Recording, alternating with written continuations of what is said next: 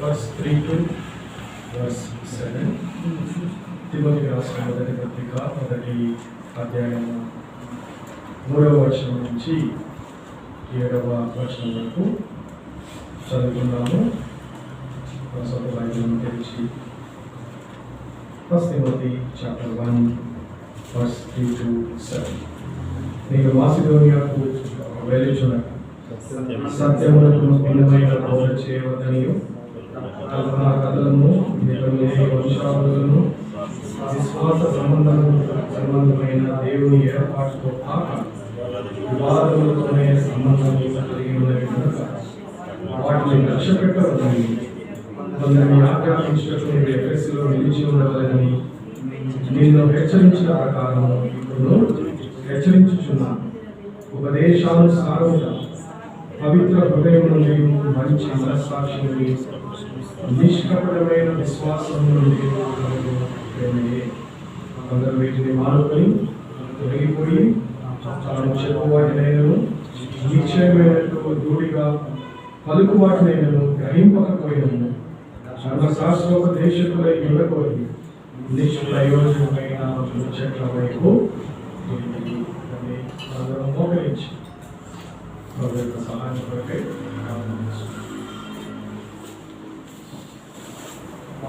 తండ్రి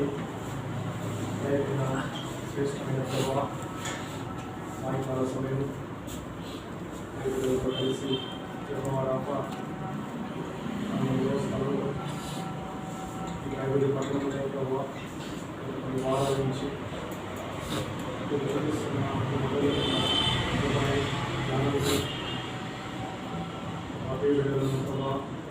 వాక్యంలో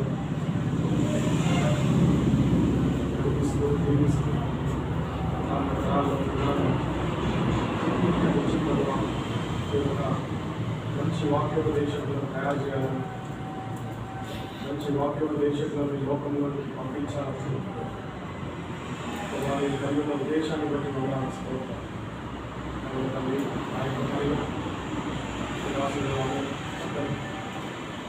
నాకు ఇచ్చిన చక్కని అవకాశాలు కూడా ఈ సమయంలో నియమించి ఆశీర్వదించి మరొక కొత్త ఆత్మీయ పాఠం మాటలు నేర్పించుకొని ఈ సమయాన్ని నియమించి ఆశీర్వదించిన రాసుని కొద్దివారు వాటిని చెప్పకు ఏ యొక్క గొంతుక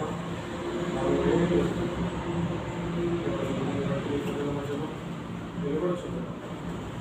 ఆ నోట్లో నుంచి వచ్చే ప్రతి మాటను మీరు నియమించి ఆశీర్వదించినట్టు ఎలా మీరు బోధించారు, ఏ విధానంలో బోధించారు, ఆ విధానంలో బోధించినప్పుడు మా అందరికీ తర్ఫీదు దయచేయమని మరొకసారి శిరస్సు గురించి ఈ బంగారు వారములకు నమస్కారం చేయొచ్చు.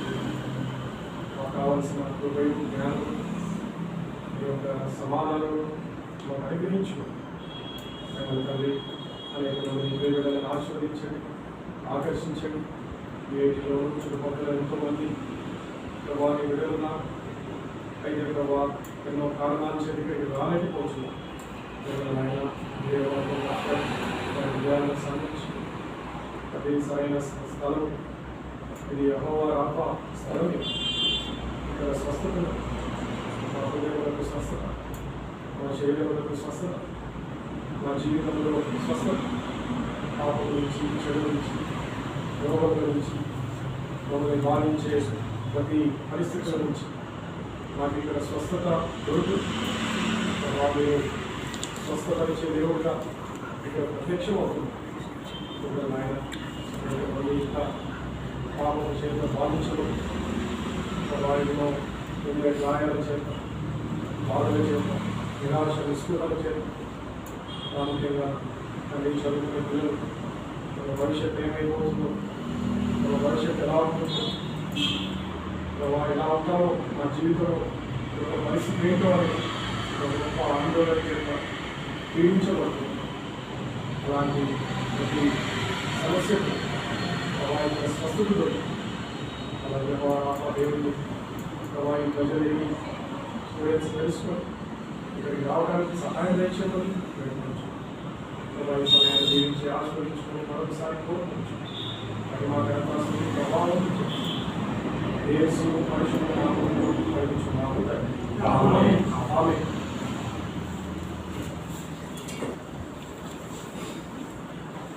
గత కొన్ని వారాల నుంచి మొదటి తిమోతికి రాసిన పత్రిక 1వ అధ్యాయము 3వ వచనం నుంచి 7వ వచనంలో మనము ధ్యానం చేస్తూ వస్తున్నాం.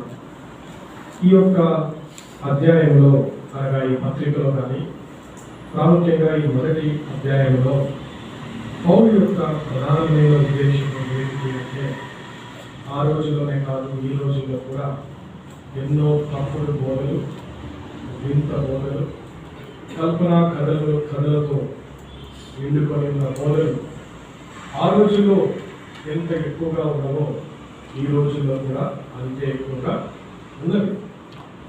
ఎంతో ఎక్కువగా అవి ప్రచురము చెందుచు. అందుకని పౌలు తిమోతిని హెచ్చరిస్తూ, తిమోతి, నువ్వు ఎఫెసు సంఘంలో నిలిచి ఒక సరైన బోధ ఏదైతే నీకు నేర్పించుకున్నో ఆ సరైన బోధను అక్కడున్న సంఘాలకు బోధించమని, అక్కడున్న యవనస్తులకు బోధించమని, అనేక మంది మంచి బోధకులను తయారు చేయమని పౌలు తిమోతికి ఆజ్ఞాపించి ఆ ఎఫెసు ప్రాంతంలో తిమోతిని గురించి పరిచర్య చేస్తున్నారు. అయితే మంచి బోధ అనగా ఎలా ఉంటుంది, మంచి బోధ యొక్క లక్షణాలు ఏమిటి, మంచి బోధకుడు పాటించవలసిన నియమాలు ఏంటి అనేది కొన్ని వారాల నుంచి మనం ధ్యానం చేస్తూ ఉన్నాం. ప్రాముఖ్యంగా గత వారాల్లో ఒక 7 ప్రిన్సిపల్స్ అనే ఒక చక్కటి అంశం గురించి ధ్యానం చేస్తూ ఉన్నాం. కాబట్టి యేసుక్రీస్తు వారి జీవితంలో నుంచి కొన్ని శ్రేష్టమైన ఆత్మీయ పాఠాలు గత కొన్ని వారాలుగా ధ్యానం చేస్తూ ఉన్నాం. So who is the first and the best and great teacher of the world అని అంటే ఆయన ఒకటి యేసుక్రీస్తు. కాబట్టి ఎంతోమంది గొప్ప బోధకులు ఉన్నారు, గొప్పగా బోధించిన వారు ఉన్నారు, గొప్ప గొప్ప ఆ యొక్క బోధలు ఉన్నారు. యేసు ప్రభు వారి బోధలు ఎంతో శ్రేష్టమైనవి, పరిశుద్ధమైనవి, జ్ఞానంతో నిండుకున్నవి. అవి భూమి మీద శాశ్వతంగా నిలిచిపోయే బోధలు యేసు ప్రభు వారు చేస్తున్నారు. కాబట్టి యేసు ప్రభు వారి బోధనలో నుంచి, ఆయన జీవితంలో నుంచి, ప్రభు వారి యొక్క ఆ పద్ధతుల్లో నుంచి కొన్ని అంశాలు నేర్చుకోవడానికి ప్రభు వారు మనకు ఎంతో కృపను దయచేస్తున్నారు. అయితే గత వారం ఎక్కడ ఆపినాము అంటే యేసు ప్రభు వారి యొక్క ఆ యొక్క బోధనలో ఒక 7 ప్రాముఖ్యమైన నియమాలు మనం ఎప్పుడు గమనిస్తూ ఉంటాం. అందుకని యేసు ప్రభు వారి బోధనలు ప్రపంచాన్ని ఆకర్షించినాయి, ఎంతోమంది మనుషుల హృదయాలను మార్చినవి, అవి ఎప్పటికీ శాశ్వతంగా నిలిచిపోయే బోధనగా ఉన్నది. కాబట్టి ఆ 7 అంశములలో ఒకటి మొట్టమొదటిగా చూస్తూ వచ్చినాము. యేసు ప్రభు వారు ఎలా బోధించినారు అంటే ఈ లోక జ్ఞానాన్ని ఆధారం చేసుకొనక పరిశుద్ధాత్మ దేవుని యొక్క శక్తిని ఆధారం చేసుకొని ప్రభు వారు బోధించినారు. కాబట్టి రేపు నువ్వు కూడా ఎక్కడైనా బోధించాలి అంటే, లేదా మంచి బోధ ఏమిటి అని తెలుసుకోవాలి అంటే, ఈ లోక జ్ఞానానికి సంబంధించిన బోధ ఏది కూడా మంచి బోధ కాదు. పరిశుద్ధాత్మ దేవుని శక్తి ద్వారా బోధించేది మాత్రమే అది శ్రేష్టమైన బోధ, మంచి బోధ. అది ప్రభువైన యేసుక్రీస్తు వారి యొక్క బోధ. కాబట్టి ఈరోజు ఎంతో మంది బోధకుల్ని చూస్తారు కదా, బయట చూస్తూ ఉంటే ఎన్నో వేల మంది, లక్షల మంది బోధకులు ఈరోజు తయారవుతున్నారు. అయితే వారి బోధనలో, చాలా మంది బోధనలో మనం చూసేది ఏమిటి అంటే ఈ లోక జ్ఞానాన్ని ఆధారం చేసుకుని బోధించే బోధలు. అందుకనే వారి బోధలు నిలిచి ఉండట్లేదు, వారి బోధల ద్వారా ఎలాంటి కార్యం జరగట్లేదు, ఆత్మలు రక్షించబడట్లేదు, ఆత్మీయ క్షేమాభివృద్ధి ఆ బోధల ద్వారా కలగట్లేదు. వినడానికి ఎంతో వినసొంపుగా ఉంటున్నాయి, చక్కగా ఉంటున్నాయి, సమయం అలా గడిచిపోయినట్టుగా ఉంటున్నాయి, ఎన్నెన్నో కల్పనా కథలు ఉంటున్నాయి, కట్టుకథలు ఉంటున్నాయి, మితము లేని వంశావళుల గురించి బోధలు ఉంటున్నాయి. కానీ చివరికి ఆ బోధ యొక్క ప్రభావం మాత్రము ఈరోజు మనుషుల్లో వారి జీవితాల్లో ఉండట్లేదు. ఎందుకంటే లోక జ్ఞానాన్ని ఆధారం చేసుకుని చేసే బోధన యొక్క పరిస్థితి అలా ఉంటుంది. అయితే ఒక బోధకుడు, మంచి బోధకుడు ప్రభువు యేసుక్రీస్తు వారిలాగా బోధించాలి అనుకునేవారు లోక జ్ఞానాన్ని ఆధారం చేసుకునక పరిశుద్ధాత్మ దేవుని యొక్క శక్తిని ఆధారం చేసుకుని బోధించవలెను. అదే మనము మొదటి ప్రిన్సిపల్ గా చూస్తూ వచ్చినాం. రెండవ ప్రిన్సిపల్ గా చూస్తూ వచ్చింది, ఒక బోధకుడు తను బోధించే బోధలో కృప అనేది ఎప్పుడు ఉండవలేదు. తను మాట్లాడే మాటల్లో, బోధించే బోధలో ఎప్పుడు దేవుని యొక్క ప్రేమ కనపడాలి. దేవుని యొక్క కృపను ఒక బోధకుడు ఈ లోకానికి పరిచయం చేసేవాడుగా ఉండాలి. అంతేకాని కఠినమైన మాటలతో కాదు, బెదిరించే మాటలతో కాదు, ఇతరులను గాయపరిచే మాటలతో కాదు, క్రిటిసైజ్ చేసే మాటలతో కూడా అంతకంటే కానే కాదు. ఈరోజు చాలా మంది బోధకుల్ని మనము చూస్తూ ఉంటే కఠినమైన బోధలు, కఠినమైన మాటలు, ఎదుటివారి మనస్సులను గాయపరిచే బోధలు, ఆ యొక్క డిబేట్స్ పద్ధతులు ఇవే చూస్తూ ఉంటాం. వేరే మతాల వారిని, వారి విశ్వాసాలను, వారి పద్ధతులను, సంస్కృతులను ఎంతసేపు వాటిని టార్గెట్ చేసి వాళ్ళను బాధ పెట్టే రకమైన బోధలే కానీ కృపతో నిండిన బోధలు చేయలేని వారే ఎక్కువ మంది ఉన్నారు. బాధకరం ఏంటంటే మనం కూడా అలాంటి బోధల్ని ఎక్కువగా ఇష్టపడుతున్నాం. కాబట్టి జ్ఞాపకం చేసుకోవాలి, యేసు ప్రభువు వారి బోధలలో మీరు ఎక్కడ చూసినా కూడా కనిపించేది ఏమిటి అంటే కృప. ఆయన దేవుని కృపను పరిచయం చేసినాడు. దేవుని ప్రేమను ఈ లోకానికి పరిచయం చేయడానికి మాత్రమే యేసు ప్రభువు వారు బోధించినారు. మూడవ ప్రాముఖ్యమైన సంగతి, the third principle a preacher has to follow all the time ఏంటి అంటే మన బోధ ఎలా ఉండాలి?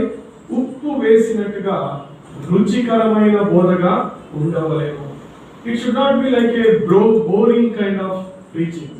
వినే వాళ్ళకు అది ఒక ఎంతో శ్రద్ధ లేకుండా కానీ, వినడానికి అయిష్టము చూపించేటట్టుగా కానీ మన బోధ అనేది ఉండకూడదు. అందుకని యేసు ప్రభువు ఏం చెప్పినారు? మీరు మాట్లాడితే ఎలా మాట్లాడవలేను? ఉప్పు వేసినట్టుగా మీ మాట ఉండవలేదు. మీ బోధ ఉప్పు వేసినట్టుగా ఉండవలేదు. అది ఎక్కువ కాకుండా, తక్కువగా కాకుండా, ఎంత బోధించాలో, ఎంత మాట్లాడాలో, ఎప్పుడు మాట్లాడాలో. మీరు చూడండి, ఒక కూర అనేది వండేటప్పుడు, ఏదైనా ఒక కర్రీ చేసేటప్పుడు రైట్ టైంలోనే సాల్ట్ వేయాలి కదా. there is some time to add salt in a curry which you are making కదా. ఎప్పుడు పడితే అప్పుడు ఉప్పు వేస్తానంటే ఆ ఉప్పు వేసిన ప్రయోజనం ఉండదు ఆ కూర. చూసినారా ఎప్పుడైనా మొదలు పెట్టేటప్పుడే ఉప్పుతో మొదలు పెట్టే ఒక కూరని ఎక్కడైనా చూసినారా అంటే you never see that curry. there is a time.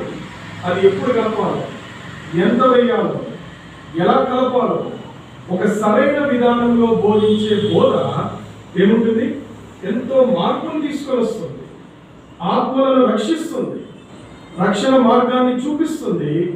అది దేవుని యొక్క కార్యాన్ని చేస్తుంది. కాబట్టి మూడవ ప్రాముఖ్యమైన సంగతి మనం కొన్ని వారాలుగా చూస్తూ వచ్చినాము. మన బోధ లవణముగా, రుచిగా, ఆ యొక్క ఉప్పు కలిపిన బోధగా ఉండవలేము. నాలుగవదిగా మనము పోయిన వారము చూస్తూ వచ్చినాము. The fourth principle a preacher has to follow all the time in his life, that is జగడములు పెట్టుకొనవద్దు. There should not be any debates from the preacher side. కలహములు పెట్టుకోకుండా, వాదోపవాదాలు పెట్టుకోకుండా, గొడవలు పెట్టుకోకుండా, ఎదుటి వారిని గాయపరిచి అభ్యంతరపడే బోధలు చేయకుండా ఒక బోధకుడు తనను తాను జాగ్రత్త చేసుకున్న అప్పుడు నువ్వు బోధించినా సరే ఈ బోధ మనుషులను కలిపేటట్టుగా ఉండవద్దు. మనుషుల్లో ప్రేమను ఉద్భవించేటట్టుగా చేయవద్దు. మనిషిని కలిపేదే అది దేవుని వాక్యము. అదే యేసు ప్రభువారి యొక్క ప్రధానమైన ఉద్దేశం. ఉదాహరణకు ఆయన చాలా పోయిన వారిని కూడా చెబుతూ వచ్చింది. ఆయన సమరయ స్త్రీని కలుసుకున్నప్పుడు ఆ సమరయ స్త్రీ యొక్క పరిస్థితి ఎలా ఉంది అంటే ఆమె యూదుల మీద ఎంతో కోపంగా ఉన్నది.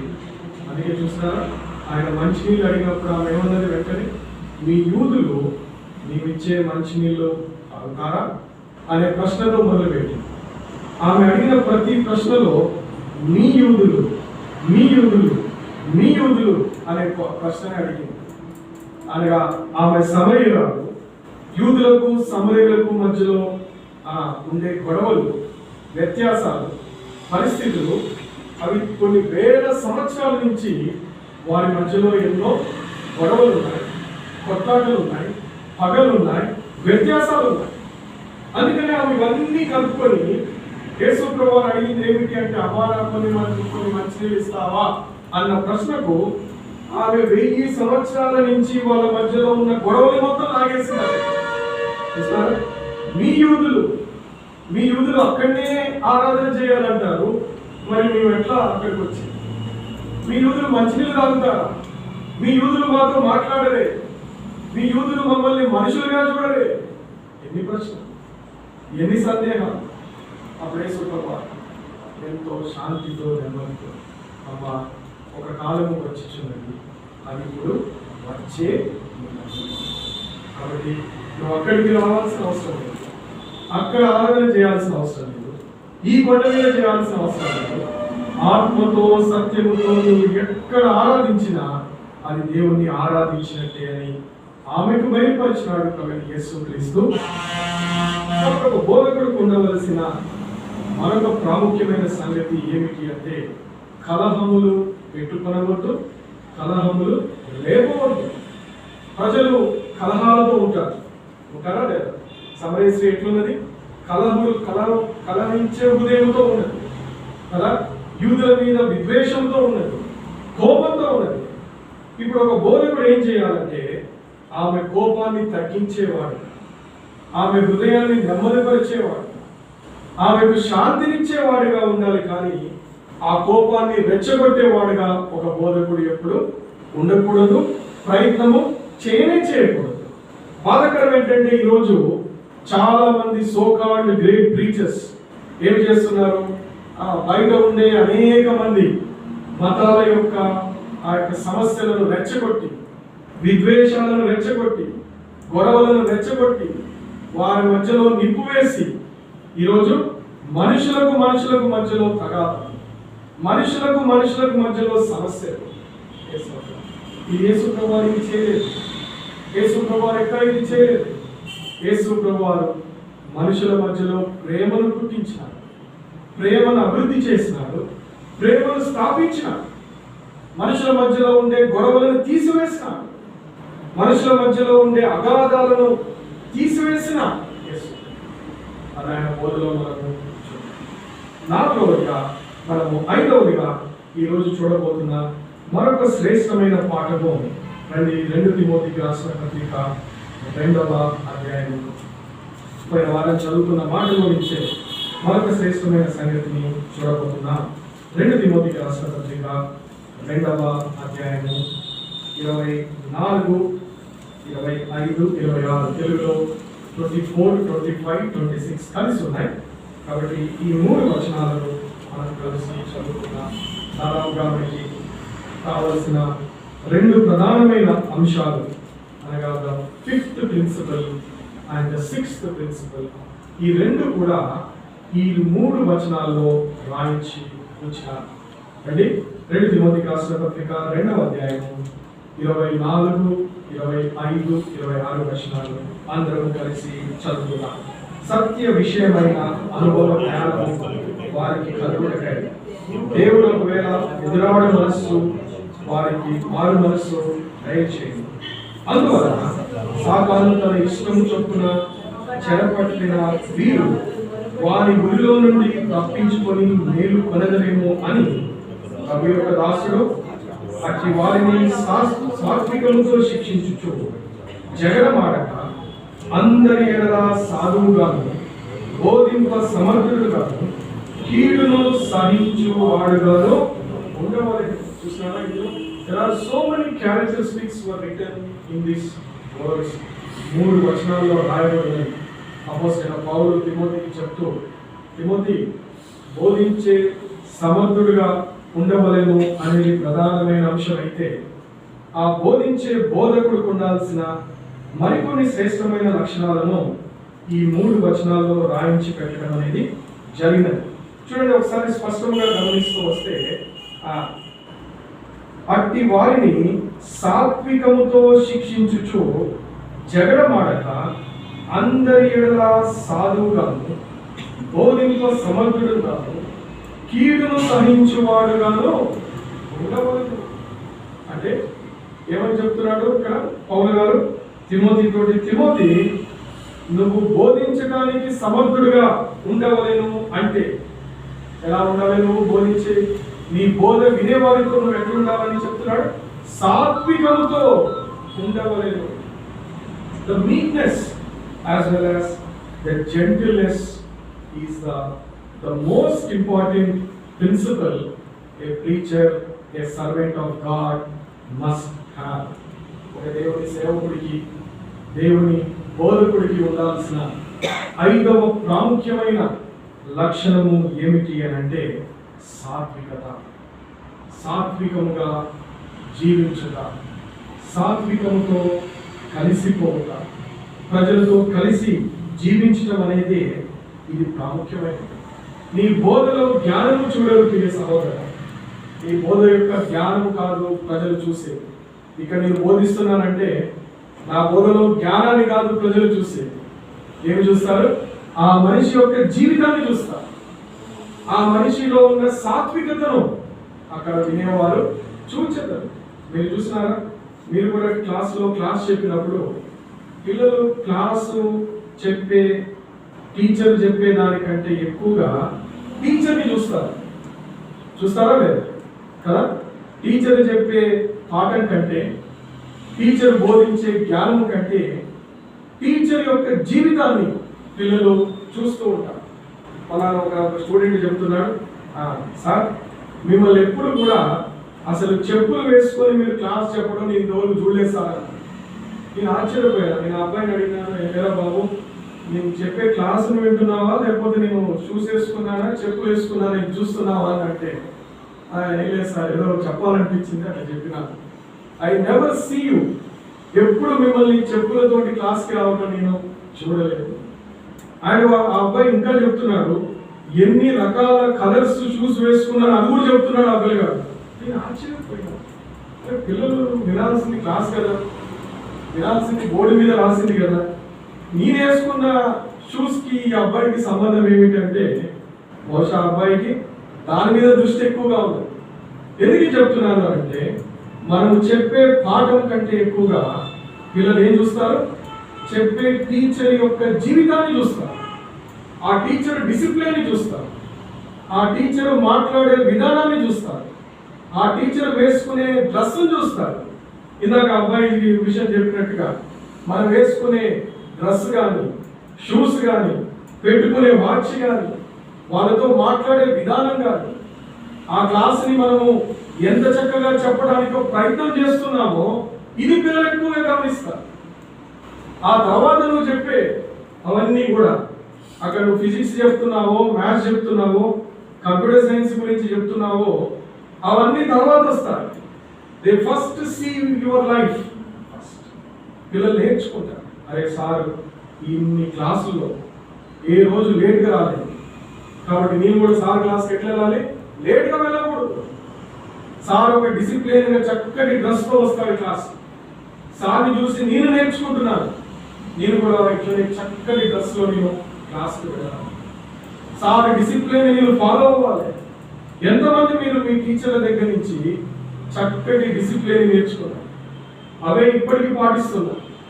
అట్లనే ఒక బోధకుడి యొక్క బోధ కంటే ఎక్కువగా ఆ బోధకుడి యొక్క సాత్వికమైన జీవితాన్ని, మంచి జీవితాన్ని, ఆ బోధకుడు మాట్లాడే మాట విధానాన్ని ఈరోజు వేరే వాళ్ళు ఎక్కువగా చూస్తారు, తెలుసుకుంటారు, నేర్చుకుంటారు.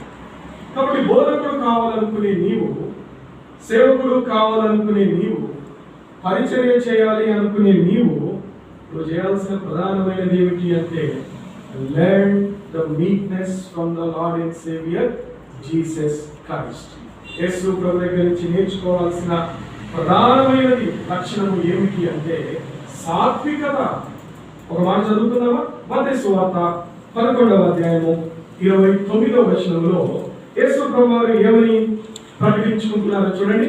The Matthew Gospel chapter 11 verse 29. అందరం కలిసి మత్తయి సువార్త 11వ అధ్యాయము 29వ వచనం చదవండి.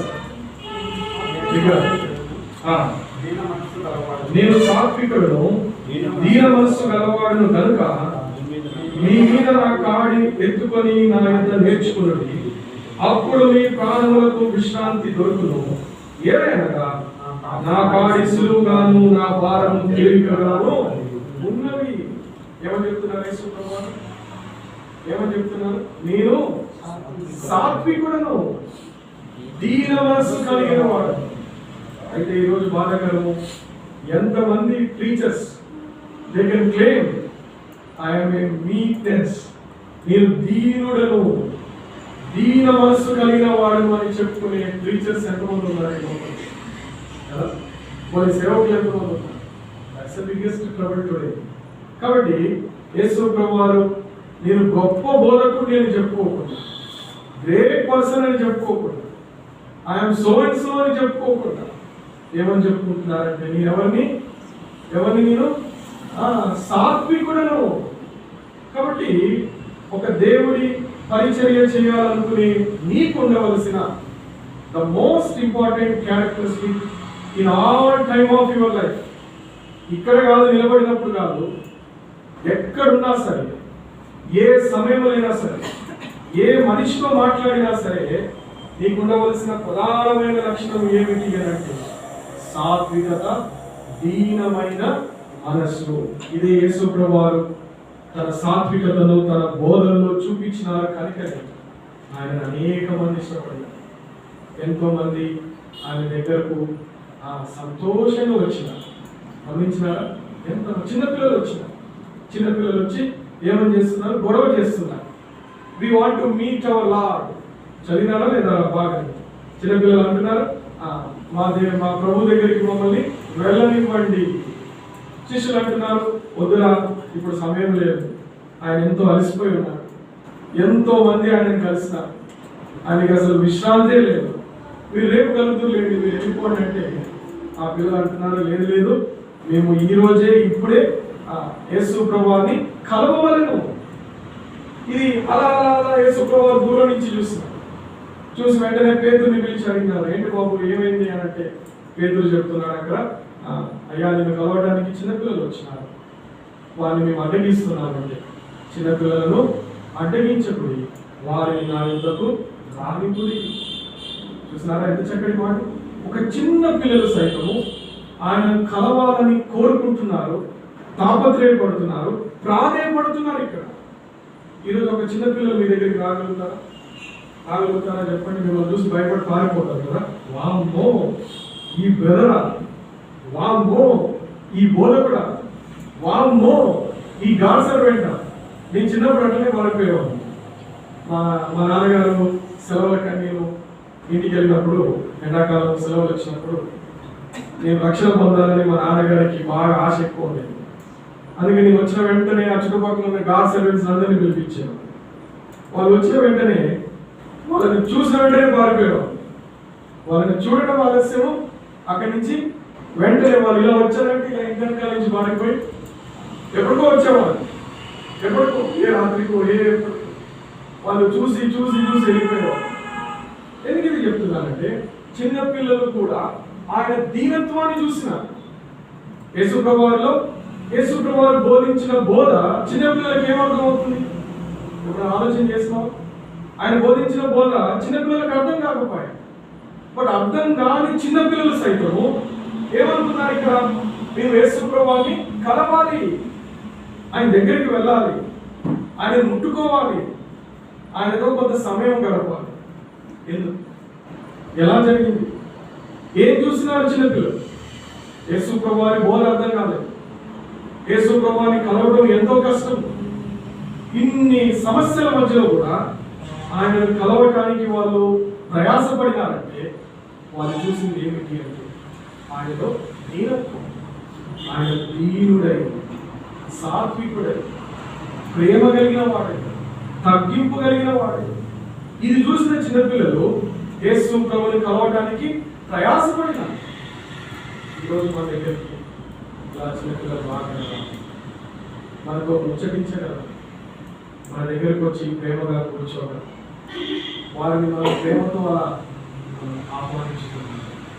ఈరోజు సంఘాల్లో కావాల్సింది ఏంటి అంటే యేసు ప్రభువారి లాగా దీనత్వాన్ని కనపరిచే సేవకులు, బోధకులు, పరిచారకులే కావాలి. రండి మరొక మాట చూద్దామా. 12వ అధ్యాయము ఇదే మత్తయి సువార్త 19వ వచనం. The Matthew Gospel chapter 12 verse 19. మరొక మాట అందరం కలిసి చదువుకుందాం. మత్తయి సువార్త 12వ అధ్యాయము చూడండి 19వ వచనం. ఈయన జగడమాడను, కేకలు వేయడు, వీధులలో ఈయన శబ్దం ఎవరికి వినబడదు. విజయమందుటకు న్యాయ విధిని ప్రబలము చేయబడు. ఆయన నలిగిన రెల్లును విరువడు, మకమకలాడుచున్న అవిసనాలను ఆర్పడు. ఈయన నామమందు అన్యజనులు నిరీక్షించరు అని అనున్నది యెషయా రాసిన ఒక గొప్ప ప్రవచనం. ఏమని రాయబడింది? ఆయన కేకలు వేయడు, జగడము ఆడడు, శబ్దము చేయడు. ఇదేమి చూపిస్తుందంటే యేసు ప్రభువు యొక్క దీనత్వాన్ని యెషయా ప్రవక్త ఎన్నో వేల సంవత్సరముల ముందే చెబుతూ వస్తున్నాడు. ఆయన జగడమాడే దేవుడు, ఆయన శబ్దము చేసే దేవుడు కాదు, గొడవలు చేసే దేవుడు కాదు. ఆయన ఎలాంటి దేవుడు అంటే ఈయన నామమందు అన్ని జనులు నిరీక్షించరు. ఈయన నామం, ఆ నామము శ్రేష్టమైనది. ఆ నామంలో దీనత్వం ఉంది, ఆ నామంలో మంచితనం ఉంది, ఆ నామంలో ప్రేమ కనిపిస్తుంది. ఆ నామమే యేసుక్రీస్తు వారి.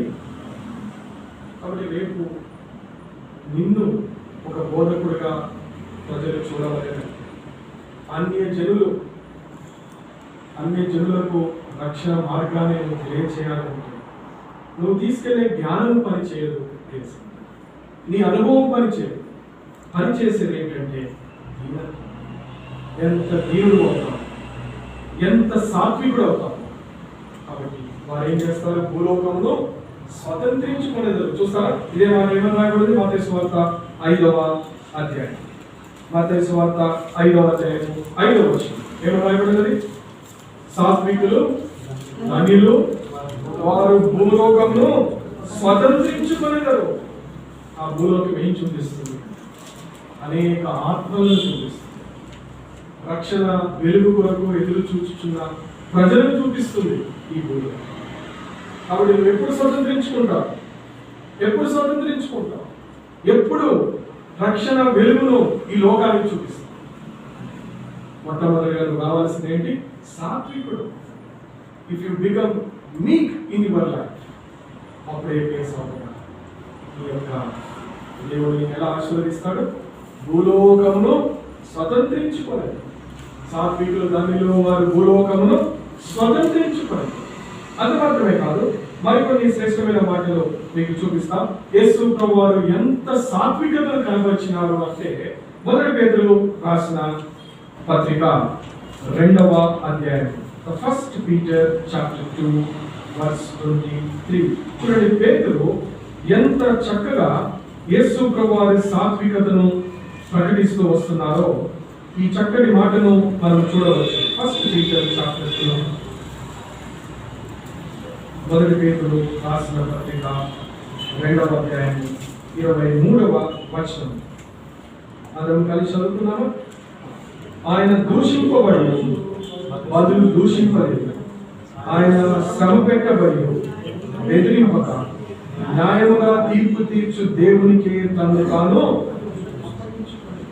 చూసినారా ఈరోజు ఎలా ఉన్నారు బోధకులు కదా? ఎన్ని మాటల చేత మనుషులకు గాయపరిచి, ఎన్ని మాటలు, ఎన్ని దూషణలు. వారు దూషిస్తే వీరు దూషించారు, వారు దూషిస్తే వీరు వారు తింటే వీరు తింటారు, వారు దూషిస్తే వీరు దూషించాలి, వారు గొడవ చేస్తే మనం గొడవ చేయాలి కదా బ్రదర్స్, అంతేనా? అయితే యేసు ప్రభువారు ఎలా ఉన్నారు, ఆయన జీవితం ఎలా ఉన్నది చూడండి. 23వ వచనం, ఆయన దూషించబడి బదులు దూషించని. ఇదే సాత్వికత, దిస్ ఈజ్ అ వీక్నెస్, ఇదే మంచితనం. వారు దూషించలేదు, వారి కొడితే తిరిగి కొట్టలేదు, వారు గాయపరిస్తే తిరిగి వారిని గాయపరచలేదు, వారు బాధ పెట్టినా తిరిగి వారిని బాధ పెట్టలేదు, వారిని ఒక్క మాట లేదు. చూస్తున్నారా? అదే శిలువ మీద యేసు ప్రభువారు, తండ్రి వీరేమి చేయుచున్నారో వీరికి తెలియదు కనుక వీరిని క్షమించు. ఒకనొక భక్తుడు చెప్తూ వచ్చిన యేసు ప్రభువారిని ఆ శిలువ మీద ఆ మహాశ్రమలను వారు యేసు ప్రభువారిని బాధించుచున్నప్పుడు పరలోక సైన్యం అంతా మానవుల మీద యుద్ధం చేయటకు సిద్ధపడుతున్న అక్షరం, సిద్ధపడి వాళ్ళు కత్తులు తెరిచి వారి ఆయుధాలు సిద్ధపరచుకొని దేవుడి ఆజ్ఞ వరకు ఎదురు చూస్తున్నారు. అయ్యో తండ్రి, చూడు నీ కుమారుని ఎట్లా హింసిస్తున్నారు, ఎంతగా హింసిస్తున్నారు, ఎట్లా కొడుతున్నారు, ఎట్లా సిలువ వేసినారు, ఆ 2 చేతుల్లో ఎలా భయంకరమైన శిలలు గుచ్చినారు, ఆయన పాదాల్లో ఎలా శీలలు గుచ్చుతున్నారో చూడు. ఒక్క ఆజ్ఞవు ఆ యెరూషలేము కాదు, ఆ యొక్క యూదయ సమరయ ప్రాంతములు కాదు, అసలు ఆ భూమి మీద మనుషులు లేకుండా చేస్తాము అని ఒక పరలోక సైన్యం యుద్ధములకు సిద్ధపడున్నప్పుడు మీకు తెలుసా వారికి నిలబడిన ఒక మాట ఏంటంటే, ఆ శిలువ మీద నుంచి యేసు ప్రభువారు పలికిన మాట, తండ్రి వీరేమి చేయుచున్నారో వీరికి తెలియదు. ఆ పరలోక సైన్యాన్ని ఆ రోజు ఆపింది ఎవరు తెలుసా? యేసు ప్రభువారు. ఆ శిలువ మీద తండ్రి వీరేమి చేయుచున్నారో వీరికి తెలియదు కనుక వీరిని క్షమించు. ఆయన అన్న ఒక్క మాట ఆ సైన్యం అంతా ఆ రోజు వారి ఆయుధాలను అక్కడ పడేసి వారు శాంతించి ఏడుస్తూ ప్రభువా ప్రభువా ప్రభువా అని ఏడుస్తూ వారు వెళ్ళిపోయింది. ఏం శాంతి! ఇది యేసు ప్రభువారి జీవితం, ఇది యేసు ప్రభువారి జీవితం. అంతేగాని కోపం చూపించడం, గొడవలు పెట్టుకోకుండా, దూషణకు ప్రతి దూషణ చేయకుండా, ఎదుటి వాళ్ళ మీద దాడి చేయకుండా, వారి యొక్క మనోభావాలను దెబ్బతీయకుండా దేవుడు సాత్వికతను నేర్పించే. రేపు నువ్వు బోధకుడు కావాలంటే, లేదా ఒక మంచి బోధకుడు ఎవరో నువ్వు గుర్తుపట్టాలంటే, ఒక మంచి సేవకుడు కావాలంటే సాత్వికత లేకుండా నువ్వు సేవకుడు కాలేవు, సేవ చేయలేవు. ఎందుకంటే నువ్వు ఎవరి సేవ చేస్తున్నావంటే, నేను దీనుడను సాత్వికుడను ప్రకటించుకున్న ఆ దేవుని సేవకు వచ్చి ఆ సాత్వికత లేకపోతే నువ్వు ఆయన పరిచారకుడు ఎట్లా, ఆయన సేవకుడు ఎట్లా, ఆయన బోధకుడివి ఎట్లా? 2 మాటలు చెప్పి ముగిస్తా. చూడండి, మోషే జీవితంలో కొన్ని ప్రతికూలమైన పరిస్థితులు ఎదురయ్యాయి. ఈ ప్రతికూలమైన పరిస్థితుల్లో మోషే తన సాత్వికతను కనపరిచినాడు. దేవుడు అన్నాడు, నా ఇల్లంతటిలో మోషే ఎలాంటి వాడు? సాత్వికుడు. చూసినారా? రండి ఒక మాట చూద్దాం. సంఖ్యాకాండము 16వ అధ్యాయం 2 అంశాలు చూసి ఈ రోజు యొక్క పాఠము ముగించుకున్నాం. నంబర్స్ చాప్టర్ 16, సంఖ్యాకాండము 16వ అధ్యాయం 16వ అధ్యాయం చూడండి.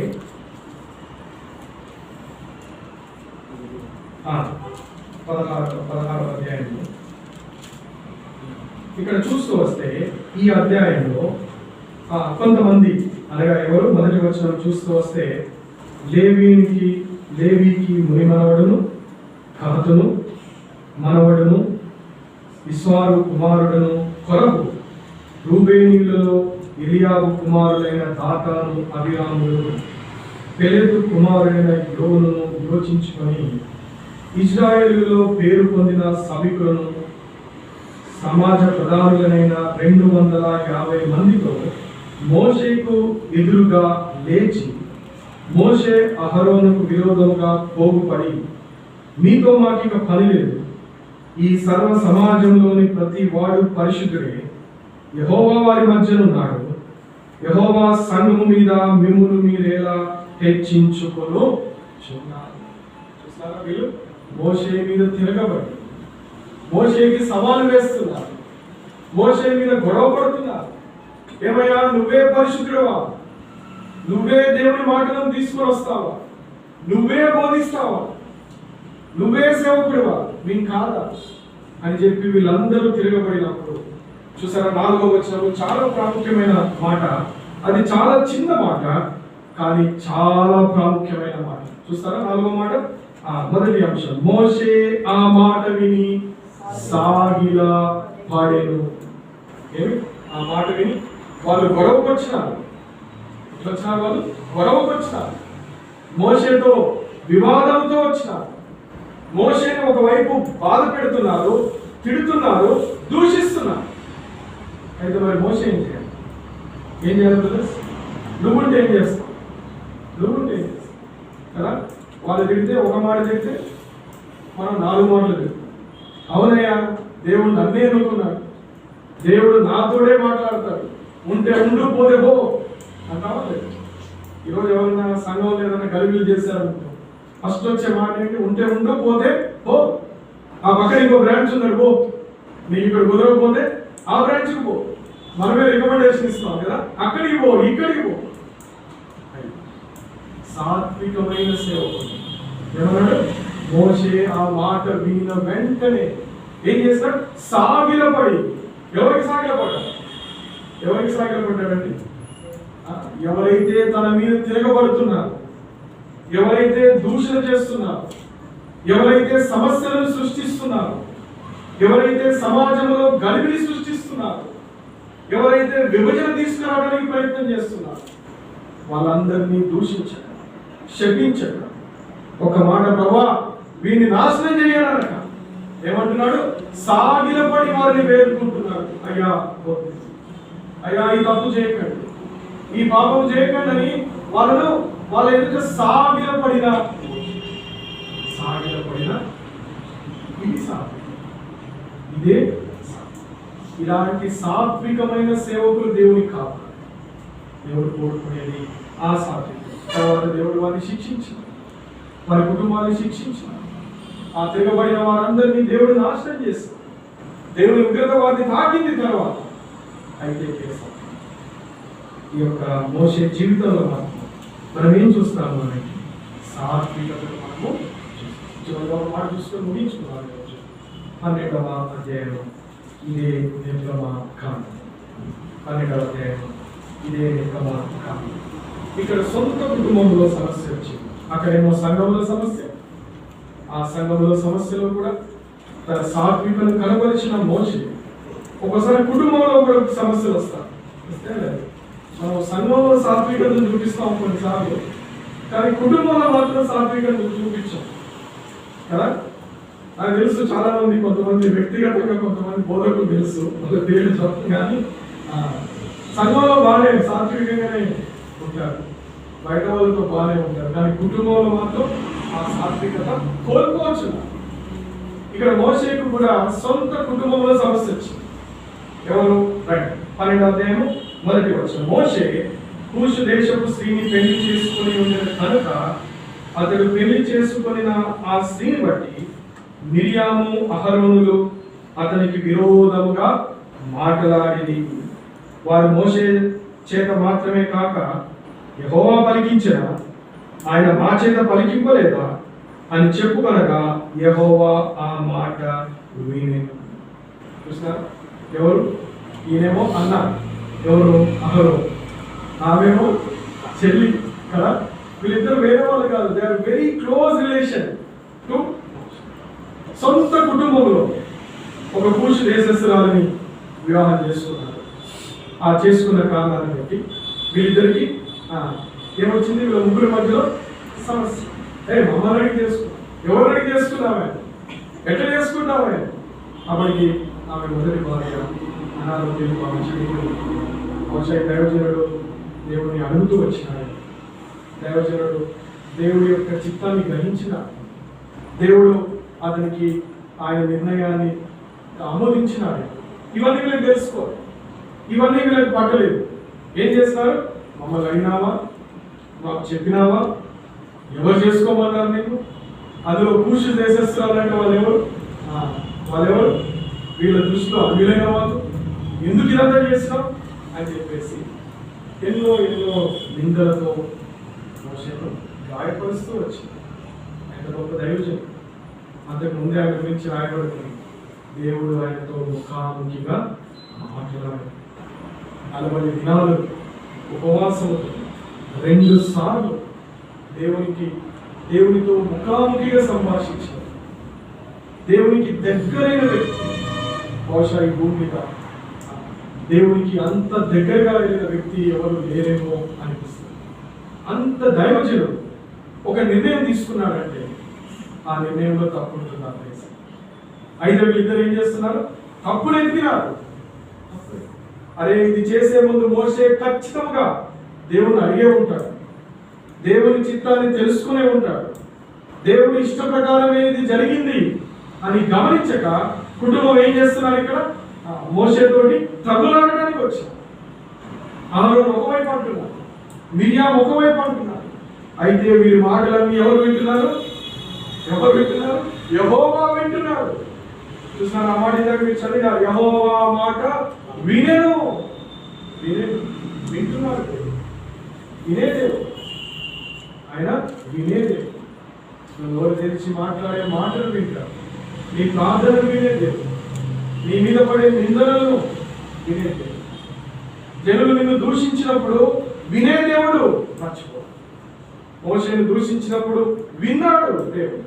ఇప్పుడు చూడండి, ప్రభువు అంటున్నాడు, మోషే భూమి మీద ఉన్న వారందరిలో మిక్కిలి సాత్వికుడు. ఎందుకు ఆ మాట అంటున్నాడు దేవుడు? ఎందుకు ఆ మాట అంటున్నాడు? అన్ని మాటలు అహరోను అన్నాడు. ఈమె మిరియాము ఇన్ని మాటలను నీ పక్క నుంచి సొంత కుటుంబము దూషిస్తున్నప్పుడు మోషే వారిని దూషించాడు. ప్రతి దూషణ చేయాలి. ఇది అందరు ఎడుతున్నారు, ఇది ఈమె సిస్టర్, ఈమె ఎన్నో మాట్లాడుతుంది, ఇది అంటుంది, అదంటుంది, అట్లంటుంది. వీళ్ళందరూ తిట్టవచ్చు, ఈమెను గద్దించవచ్చు, ఎవరు మీరు అనొచ్చు. అవ్వలేదు. మన ఇంట్లో అయితే ఏమంటారు? బై ఓవర్ యూ, నీకేం అధికారం ఉంది నా మీద? ఎందుకు మాట్లాడుతున్నావు ఇంట్లో కదా? ఇంట్లో ఎంత గొడవ చేస్తావు? ఒకవేళ భార్య దూషించిందనుకో భర్తను, ఎంత గొడవ చేస్తావు? లేదా భర్త దూషించినాడు భార్య, ఎంత గొడవ చేస్తాం కదా? అక్కడ కూడా ఏం చేస్తున్నాడు మోషే? తన సాత్వికతను కాపాడుతున్నాడు. వారిని ప్రతి దూషణ చేయడు, ఒక మాట వారిని అనలేదు. వారన్ని మాటలు అంటున్నా ఎలా ఉన్నాడు? మౌనిగా ఉన్నాడు అక్కడ. Because is believing that every word coming from their mouth is listening by God. ఆకాశమందున్న దేవుడు వీరు దూషణ మాటలు వింటున్నాడని వారిని ప్రాధేయపడుతున్నారు మోషే. అయ్యా ఆగండి, ఇక్కడతో ఆపండి, ఇంకా నన్ను దూషించవద్దు, ఇంకేం మాట అనొద్దు. Because the word is listening by our God. దేవుడు మనం ఈ మాటలు వింటున్నాడు. చూస్తాను. ఆ తర్వాత చూడండి, అప్పుడు యెహోవా అన్నాడు, దేవుడు అన్నాడు, మీ ముగ్గురు ప్రత్యక్ష గుడారమునకు రండి. హఠాత్తుగా మోషే అహరోను మిరియాములను ఆజ్ఞాపించను. ఆ ముగ్గురు రాగా యెహోవా మేఘ స్తంభములో దిగి ప్రత్యక్ష గుడారం యొక్క ద్వారం యొక్క నిలిచి అహరోను మిరియాములను పిలిచాను. వారిద్దరు రాగా ఆయన నా మాట విని, మీలో ప్రవక్త ఉండిన యెహోవానకు నేను దర్శనమిచ్చి అతడు నన్ను తెలుసుకున్నట్టు తనలో అతనితో మాట్లాడు. నా సేవకుడైన మోషే అట్టివాడు కాదు, అతడు నా ఇల్లంతటిలో నమ్మకమైన వాడు. నేను గూఢమైన భావములతో కాదు, దర్శనమిచ్చి ముఖాముఖిగా అతనితో మాట్లాడును. అతడు యెహోవా స్వరూపమును నిదానించి చూచును. కాబట్టి నా సేవకుడైన మోషేకు విరోధముగా మాట్లాడుటకు మీరేలా భయపడలేదు. మీరేలా భయపడలేదు. నా సేవకుని నిందించడానికి, నా సేవకుని దూషించడానికి, గాయపరచడానికి మీరేమో భయపడాలి. అయితే మోసే ఏం చేస్తుంది? మౌనము, సాత్వికత, వారిని ఆపడానికి, రాబోయే విపత్తు నుంచి వారిని కాపాడడానికి మోసే. ఇక చూసినా దేవుడు 2 సార్లు అన్నాడు. ఒకటి, నా ఇల్లంతటిలో సాత్వికుడు అన్నాడు. రెండో మాట ఇక్కడ చూస్తున్నారా, నా సేవకుడు నమ్మకమైన వాడు. 7వ వచనం, అతడు నా ఇల్లంతటిలో నమ్మకమైన వాడు. ఇల్లంతా అంటే ఆ భూమి మీద ఉన్న మనుషులందరిలో, దేవుని సంఘము, సమాజం అంతటిలో నాకున్న ఏకైక నమ్మకమైన వాడు. అలాంటి నమ్మకమైన సేవకుడు అవుతాడు, అలా నమ్మకమైన బోధకుడు అవుతాడు. లోకంలో ఉన్న సోకాల్డ్ పీపుల్ ప్రీచర్స్ లాగా అవుతాము. మేము అదే దేవుడు మళ్ళీ అన్నాడు 3వ వచనంలో చూడండి, భూమి మీద ఉన్న వారందరిలో మిక్కిలి సాత్వికుడు. ఇదే దేవుడికి కావాల్సిన పరిచారం. Not expecting great knowledge in your life. నువ్వు వెళ్ళి గొప్ప జ్ఞానంతో బోధించడం కాదు దేవుడు కోరుతుంది. ఈరోజు చాలా మంది అదే చెప్తారు, ఎక్వైర్ నాలెడ్జ్, అలా లిటరేచర్ చదువు, డిగ్రీలు సంపాదించు, అది చదువు, ఇది చదువు, ఇక్కడ నాలెడ్జ్ తెచ్చుకో, వెళ్ళి బోధించు, ప్రజలు నీకు చప్పట్లు కొడతారు, గ్రేట్ ప్రీచర్ అని కొనియాడతారని లోకం చెప్తుంది. అయితే యేసు ప్రభు కావలసిన బోధకులు అలాంటి వారు కాదు, యేసు ప్రభు వారి సేవకులు అలాంటి వారు కాదు. దేవుడు కోరు ఏమన్నాడు మోషేను? మోషే నా ఇల్లంతటిలో నమ్మకమైన సాత్వికుడు. ఆ 2 పదాలు ఇక్కడ, నమ్మకమైన సాత్వికుడు. ఇది కావాలి. రేపు నువ్వు ఎలాంటి బోధకుడు అవుతావు? నమ్మకమైన సాత్వికుడైన బోధకుడు అవుతావు. నమ్మకమైన సాత్వికుడైన దేవుని సేవకుడు అవుతావా? లేకపోతే ఈ లోకం యొక్క పొగడ్తలకు పొందే బోధకుడు, ఈ లోకం మెచ్చుకోవాలని కోరుకుంటాం, ఈ లోకము చప్పట్లు కొట్టడానికి సేవ చేస్తాం, లేకపోతే ఈ లోకము ధనం వస్తుందని దేవుని సేవ చేస్తాం. ఇదే ఈరోజు రాత్రి దేవుడిని అడుగుతున్న ఒక పెద్ద ప్రశ్న. చూడండి, చివరిగా ఒక మాట చూస్తున్నాం, 13వ వచనం చివరిగా చూసుకొని ముగించుకున్నాం. 13th verse, ఆయన మోషే యొక్క సాత్వికత ఎంత శ్రేష్టమైనదో ఇదే అధ్యాయం 13వ వచనంలో చూస్తాం. అంటే మోషే ఎలుగెత్తి, దేవా దయచేసి బాగు చేయమని యెహోవాకు మొరపెట్టెను. ఎలుగెత్తి ప్రార్థన చేసి ఇదే యేసు ప్రభువులో చూస్తామంట. శిలువ మీద యేసు ప్రభువు చేసిన ప్రార్థన, మిరియాము అహరోనుల కొరకు మోషే చేసిన ఆ 16వ అధ్యాయంలో సాగిలపడి ఎవరు తిరగబడుతున్నారు, ఎవరు గొడవ చేస్తున్నారు, ఎవరు సమస్య సృష్టిస్తున్నారో సాగిలపడి, అయ్యా ఇక ఆపండి, ఇక్కడ దొరకదు. ఈ సేవ కావాలి. ఈ సేవనే దేవుడు కోరుకుంటున్నాడు. ఈ సేవకుల ద్వారా జరిగేదే పరిచయం. ఈ సేవకుల ద్వారా జరిగేది దేవుని కార్యం. ఈ సేవకుల ద్వారా జరిగేది దేవుని రక్షణ మార్గం, ఆత్మల రక్షణ, దేవుడి యొక్క ఘనమైన కార్యం, సంఘాల స్థాపన. ఇదే దేవజనుల దాసం గారి జీవితంలో చూస్తాం. ఆ దేవజనులు సాత్విక. ఈ రోజు nursing the first agriculture engineering, మొట్టమొదటి భారతదేశంలో ఆ యొక్క వ్యవసాయ engineer scientist. He went to Abraham